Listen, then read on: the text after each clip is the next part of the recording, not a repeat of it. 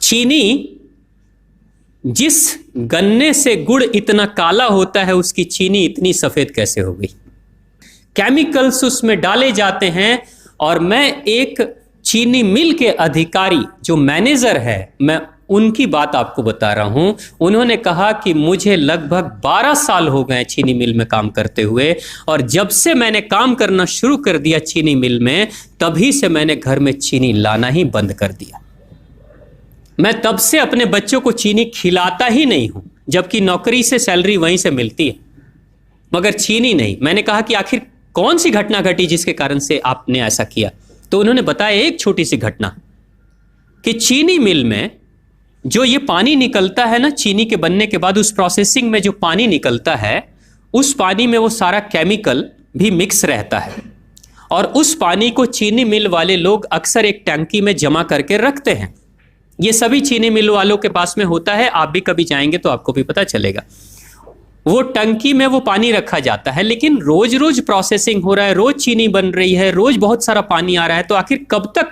एक टंकी की क्षमता है ना, कितने दिनों तक वो टंकी खाली रहेगी? भर जाती है, भरेगी तो फिर क्या करेंगे? खाली करना है।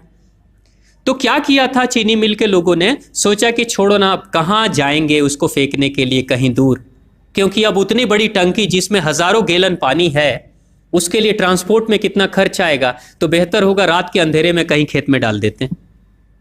क्योंकि जनरली फैक्ट्रियां तो होती हैं ऐसे ही बिराने में, तो कहीं डाल देते किसी खेत में, क्या पता चलेगा पानी है कि चीनी मिल का पानी है क्या है। तो ये सोचकर मैनेजमेंट वाले लोगों ने रात में ही उस पानी को खेतों में छुड़वा दिया, और नतीजा ये हुआ कि उस खेत की सारी फसल जल गई, मिट्टी बंजर हो गई। और जब किसान पता करने लगा कि आखिर क्या हुआ मेरे खेत में, जब चेकअप कराया वो मिट्टी का, तो पता चला कि इसमें तो चीनी मिल का जो वेस्ट मटेरियल है वो डाला गया है। तब उसको खबर मिली कि हाँ, किसी स्टाफ ने बताया कि हाँ, हमारे चीनी मिल से ही पानी डाला गया था आपके खेत में, और पूरी मिट्टी बंजर हो गई। उसने केस कर दिया और चीनी मिल वाले को मुआवजा देना पड़ा लाखों रुपए। तभी से वो स्टाफ कहते हैं कि जो मिट्टी को बंजर कर दे वो इंसान के शरीर में जाए तो क्या करेगी। उसी के बाद से मैंने अपने घर में चीनी लाना बंद कर दिया। और सच्चाई है, लगभग अगर आप देखेंगे तो अंग्रेजों के आने के समय अंग्रेज पहला चीनी मिल इन्होंने भारत में ही लगाया था। पहला चीनी मिल भारत में ही अंग्रेजों का लगा, और अंग्रेजों ने चीनी की शुरुआत की। भारत के लोग गुड़ खाते थे, चीनी नहीं खाते थे, उन्होंने बहिष्कार किया, बिल्कुल नहीं। लेकिन चीनी और चाय पत्ती दोनों के लिए लोगों को तैयार किया गया था। चाय पिला पिला कर फ्री में, चीनी के लिए तैयार किया गया और चाय के लिए भी तैयार किया गया। अंग्रेज ने जब से ये शुरू किया है, और पिछले 50 वर्षों से हमारे समाज में चीनी खाने का प्रचलन बहुत तेजी से बढ़ा है, और उसी समय से भारत के लोगों के बच्चों के शरीर में कैल्शियम की कमी होनी शुरू हो गई है। अगर कोई माँ, अगर कोई बहन जो गर्भवती हो, गर्भकाल के दौरान अगर चीनी का सेवन अगर कोई बहन कर रही हो, तो चांसेस ज्यादा होते हैं गर्भपात होने के।